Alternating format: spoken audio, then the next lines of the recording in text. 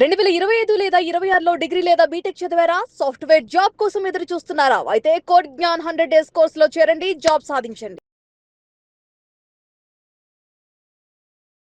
నమస్తే రజిత గారు. నమస్తే ఉష. చాలా సార్లు మనం గమనిస్తూ ఉంటాం రిలేషన్లో హస్బెండ్ వైపు చాలామంది ఆడవాళ్ళు ఒకప్పుడు ఉన్నట్టుగా లేడు, మొబైల్కి ఎక్కువ అడిక్ట్ అయిపోయాడని, లేదంటే టైంకి ఇంటికి రావట్లేదని ఇట్లా అనుమానం వ్యక్తం చేస్తూ ఉంటారు. ఎక్స్ట్రా మ్యారిటల్ అఫైర్ ఉందా, లేదంటే పక్కదారి ఏమన్నా పడుతున్నారా అన్న అనుమానం కలుగుతూ ఉంటుంది వాళ్ళకి. బట్ ఏ విధంగా ఐడెంటిఫై చేయాలో తెలియదు. ఐడెంటిఫై చేయడం ఏ విధంగా అని అడిగే వాళ్ళు ఉంటారు. వాళ్ళకి మనం ఏం చెప్పచ్చు? అంటే ఇది చాలా సెన్సిటివ్ సబ్జెక్ట్. అంటే చాలా మీరు అన్నట్టు ఊరికే అంటే అనుమానపు భార్యలు ఉంటారు. ఊరికినే అంటే జస్ట్ తన హస్బెండ్ ఊరికే కూడా అనుమానించి నాన్న రభస చేసి అనవసరంగా జీవితాన్ని అల్లకల్లోలం చేసుకున్న వాళ్ళు కూడా ఉంటారు. కానీ అది ఎంతవరకు కరెక్ట్ అని అనుకునే ముందు ఇప్పుడు మీరు అడిగే కొన్ని పారామీటర్స్ చెప్పుకుందాం. బట్ ఇవన్నీ దానికే సైన్సా అంటే ప్రతి దానికి నీ మనస్సు కొన్నిటిని మనకి గట్టిగా ఒక నొక్కి చెప్తూ ఉంటుంది. వాటికి వీటికి మన క్రాస్ చెక్ ఉందా చేసుకోండి. జనరల్ పారామీటర్స్ కొన్ని చెప్దాము, బట్ అలాంటి వాళ్ళవి కూడా మనము మెన్షన్ చేస్తూ ఉంటాము. చాలా అంటే క్లాజ్ అప్లై కండిషన్స్ అప్లై అని చెప్పినట్టు కింద ఇది స్క్రోలింగ్ చేయాలి. ఎందుకు అనంటే ఇప్పుడు ఫర్ ఎగ్జాంపుల్ నేను కొన్ని చెప్తాను పాయింట్స్. భార్యాభర్తల సంబంధం అనేది ఫస్ట్ అనుమానంతో అసలు స్టార్ట్ అవ్వకూడదు, ఎండ్ అవ్వకూడదు.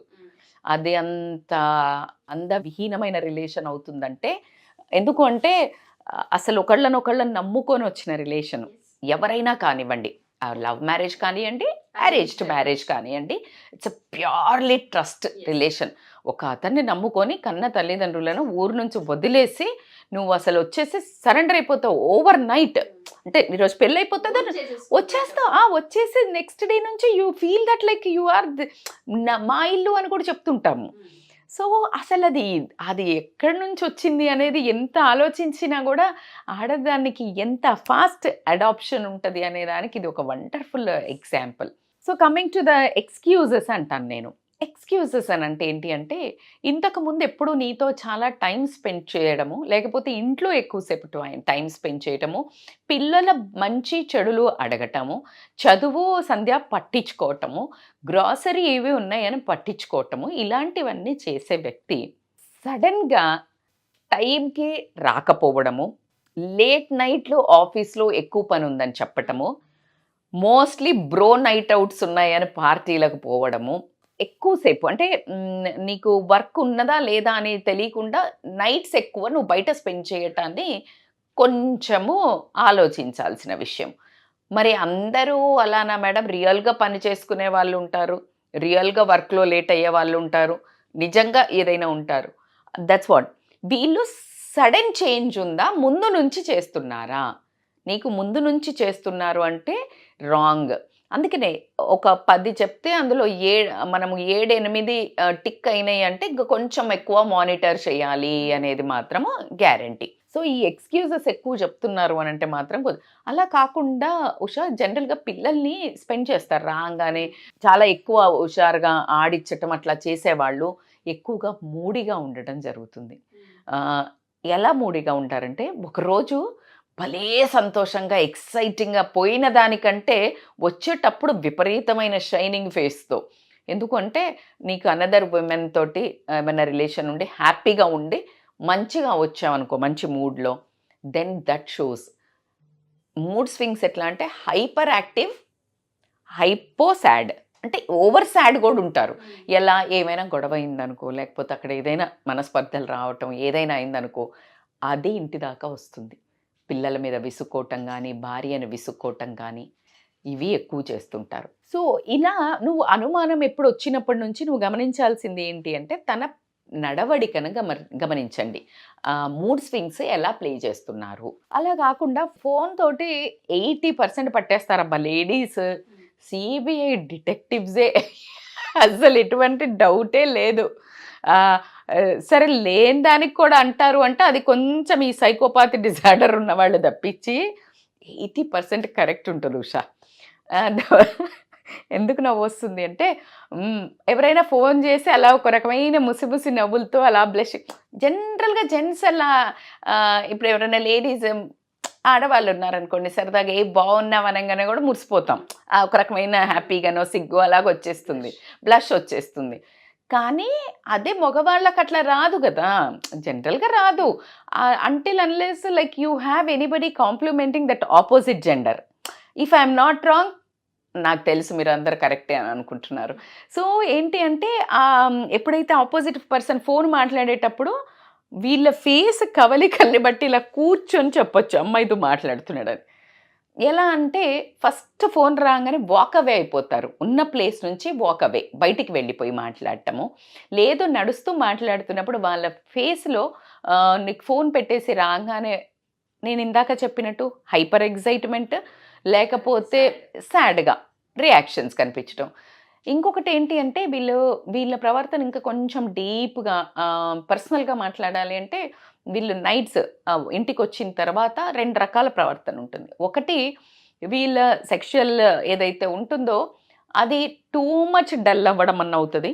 ఎందుకు అనంటే దే గెట్ ఆల్రెడీ అక్కడ సాటిస్ఫై అవ్వడం కానీ అలా రావడం కానీ జరిగితే గనక. లేదు అంటే గనక they will be behaving different way in your this personal ప్లేస్లో, అంటే వాళ్ళ బెడ్రూమ్లో. ఎందుకంటే దే విల్ గెట్ దట్ అడ్వెంచరస్గా ఏదైనా ఉంటే మళ్ళీ ఇక్కడ వాళ్ళతో. సో అది too much personal, that only ladies can analyse deeply. So అట్లాంటిది ఒకటి కూడా వీళ్ళు ఈజీగా ఐడెంటిఫై చేయడం, that's too personal. But because వాళ్ళు వెళ్ళిందే ఫిజికల్ కోసం, వాళ్ళను ఫిజికల్గా వెళ్ళిన తర్వాత నీ మీద ఇష్టం చూపించకపోవడం కానీ, నిన్ను రోజువారీగా ఎప్పుడైనా ఊరికే సరసం ఆడటమో లేకపోతే సరదాగా ఉండటమో లేకపోతే అలా నడు మీద చేయటం వేయటమో లేకపోతే చక్క భుజం మీద చేయటమో హగ్ చేయటమో కిస్ చేయటమో అలా చేసేవాళ్ళు సడన్గా అది ఆపడం కానీ ఎక్కువ చెయ్యడం కానీ. ఎక్కువ ఎందుకు చేస్తారు మేడం అంటే ఇంకో టైప్ ఆఫ్ జెంట్స్ ఉంటారు, వాళ్ళకి ఎక్కడో గిల్ట్ ఉంటుంది. So they want to over satisfy this, ఓవర్గా ప్రైజ్ చేయటం అంటే సడన్గా నోవేర్. అసలు కొంతమంది ఏమో ఇంకో రకం మనుషులు ఏంటి జనరల్గా వాళ్ళు ఎప్పుడు ఇదివరకు బాగున్నావనో లేకపోతే ఇది కొనుక్కో లేకపోతే ఇదేదోనో మల్లెపూలు తట్టడం లేకపోతే ఏదో చిన్నగా సరదాగా చిన్ని చేసేవాళ్ళు కూడా అసలు చెయ్యకపోవడము. ఈ రెండో రకము మగవాళ్ళు ఏంటి అంటే వాళ్ళకి గిల్ట్ ఫీలింగ్ వచ్చి ఎక్కువ చేయటం, పిల్లలకి ఎక్కువ టాయ్స్ కొనుక్కొచ్చి ఇవ్వటమో, భార్యకి ఎక్కువ చేయటమో, లేకపోతే పనులు ఉంటాయి కదా, ఏమైనా డైలీ చోర్స్ ఉంటాయి కదా, షాపింగ్ కూరగాయలు తెచ్చియటమో లేకపోతే ఇంట్లో పనులు చేయటం, ఇవి అతిగా చేస్తున్నారా? మరి తప్ప మేడం ఇది? వాళ్ళు బుద్ధి తెచ్చుకొని మనమే అప్పుడప్పుడు భార్యలకు హెల్ప్ చేయమని చెప్తున్నాం. ఆ వీడియోస్ చేసి కూడా మారి ఉండొచ్చు. సో కాబట్టికే ఇదే పారామీటర్ వేసుకొని వాళ్ళని వేసుకోకండి రియల్గా మారితే కూడా.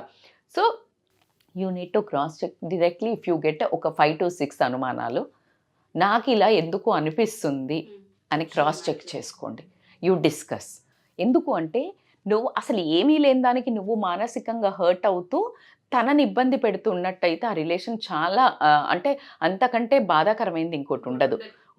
ఒకవేళ ఉంది అనుకోండి, అతనికి ఒక రకమైన భయం జనరేట్ అవ్వడం జరుగుతుంది. ఓకే, నా వైఫ్కి అనుమానం వచ్చేసింది అన్నట్టయితే ఇది ఎలాగో కొనసాగని ముచ్చట, ఏది బయటది ఎన్ని రోజులు కొనసాగని ముచ్చట కాబట్టికి ఎందుకు వచ్చిన గొడవ, నాకు పిల్లలు పెళ్ళం ఉన్నారు కాబట్టి నోరు మూసుకొని దారికి వస్తా అనే వార్నింగ్ టైప్లో ఏదైనా గనక మీరు అలా కాస్త నయానా భయానా ఏదైనా మాట్లాడగలిగితే గనక దట్స్ ఆల్వేస్ బెటర్.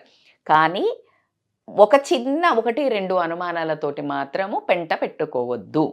ఆల్రెడీ నీకు చాలా ఒక 5-6 పారామీటర్స్, తను ఊరికే లేట్ వస్తున్నాడు, ఊరికే వచ్చిన తర్వాత రాగానే వెళ్ళి స్నానానికి వెళ్తున్నాడు అంటే రావడం, ఇదివరకు అలా వెళ్ళేవాడు వచ్చి కూర్చునేవాడు, ఇప్పుడు రాగానే hill directly go to washroom. ఎందుకు అని అంటే ఆ స్మెల్ ఏదైనా ఉంటే పోతుంది అనే ఉద్దేశంతో సెంట్ స్మెల్ అట్లా అని వెళ్తున్నాడు. సో ఇలాంటి పారామీటర్స్ ఇఫ్ యూ.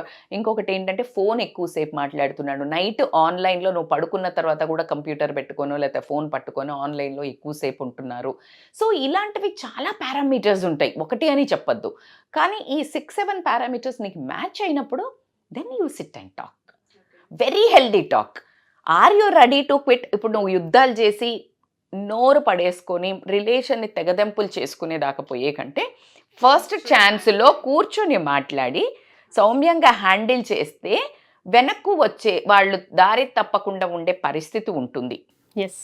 సో ఇంకొక ఇంపార్టెంట్ ఏంటి తెలుసా ఉషా, వీళ్ళది డ్రెస్సింగ్ సెన్స్ మారుతుంది.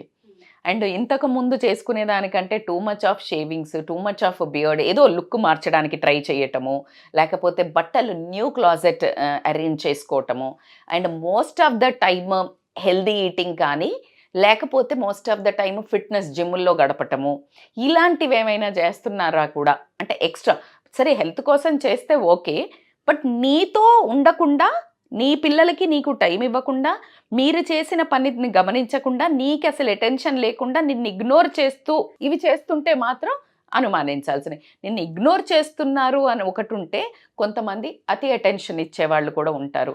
నువ్వు ఏం చేసినా పెద్ద ఇట్లా నిన్ను ఐ కాంటాక్ట్, ద బేసిక్ ఏంటంటే ఐ కాంటాక్ట్. ఐ కాంటాక్ట్ అంటే కళ్ళల్లో కళ్ళు పెట్టి చూసి మాట్లాడే మనిషి, నువ్వు ఇటు మాట్లాడుతుంటే అటు తిరగటం, నువ్వు ఇటు ఏదో చెప్తూ ఉంటే వినకుండా ఉండటం, లేకపోతే ఏదైనా చెప్తుంటే చేతులు ఇలా క్రాస్ చేసుకొని కూర్చొని వినటము, ఇలాంటి కొన్ని గమనిస్తే మీకు మీ మీద ఎంత మాత్రమో ప్రేమ అనను నేను, దీన్ని ఏమంటారు, బాండింగ్, ఫిజికల్ బాండింగ్. ప్రేమ ఎట్లాగుంటుందబ్బా, భార్య అనే దాని మీద ప్రేమకు మీనింగ్ రొమాన్స్ వేరు, ప్రేమ వేరు.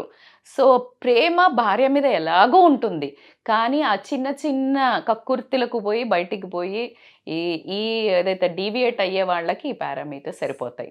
ఆ దారి తప్పితే మరి ఏంటి మేడం, ఎందుకు ఒప్పుకోవాలి మేడం అంటే, are you ready to move out of this relation? Is it correct?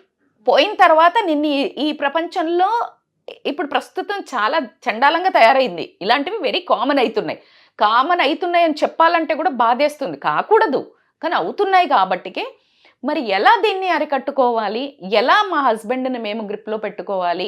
గ్రిప్లో పెట్టుకోవడము అంటే చెప్పిన మాట తోలుబొమ్మలాట్లాగా నువ్వు చెప్పినట్టు వినడం గురించి మాట్లాడలే ఇక్కడ నేను. ప్రేమగా బందీ చేసుకొని ఎలా ఉంచుకోవాలి అనే టాపిక్స్ మాట్లాడుకోవాలి అంటే కనుక మనం మళ్ళీ ఒక పార్ట్ చేద్దాము. ఎలా ఉంటే తనని అడగకుండానే కూడా ఎలా నీ వైపుకు తిప్పుకోవాలి, ఎలా నీ వైపుకు అనే దాని గురించి కూడా మనం డిస్కస్ చేయొచ్చు. బట్ ఈ ఉన్న ఏదైతే 6-7 పాయింట్స్, ఈ 6-7 పాయింట్స్ని మాత్రము చాలా బేరీజ్ వేసుకొని చాలా ఎంత ఆచితూచి అడుగు వేయాల్సిన పరిస్థితి ఏది జీవిత భాగస్వామితో. సో నల్లేరు మీద నడకలాగబ్బా నీ నోటికి వచ్చినట్టు మాట్లాడి మనస్సును గాయపరిచిన తర్వాత వెనక్కి రావడం కూడా కష్టం. ఒకవేళ నువ్వు ఏమీ లేనప్పుడు ఏమైనా అన్నా కూడా తనకి ఓకే నాకు లేదు కానీ ఇది అనుకుంటోంది కదా అని చేసేవాళ్ళు కూడా ఉంటారు. మన చిన్నప్పుడు కనుక పిల్లల్ని వద్దు వద్దు అంటే ఎక్కువ ఎలా చేస్తారో అలా మగవాళ్ళది కూడా ఉంటుంది. కాబట్టి కొంచెం ఆలోచించి ప్రవర్తించుకుంటే బెటర్. అనుమానము పెనుభూతము అన్నట్టు దాన్ని నివారించుకోవాలనంటే ఈ పార్ట్ 2 చూడాలి అండ్ ఈ పాయింట్స్ కూడా గ్రహించాలి. Thank you ma'am, thank you so much. Thank you Usha.